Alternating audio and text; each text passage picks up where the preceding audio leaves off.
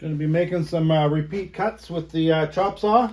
I found this Woodpecker Stealth Stop. It has been working very well for me. Nice and simple. Just loosen. I pop that out. I set this block to where I want it. Slide it up, tighten it.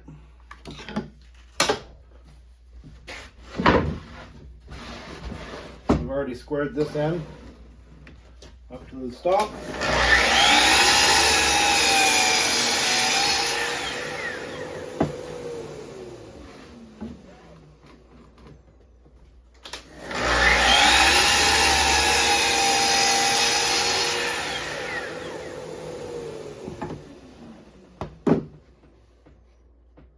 Exactly the same.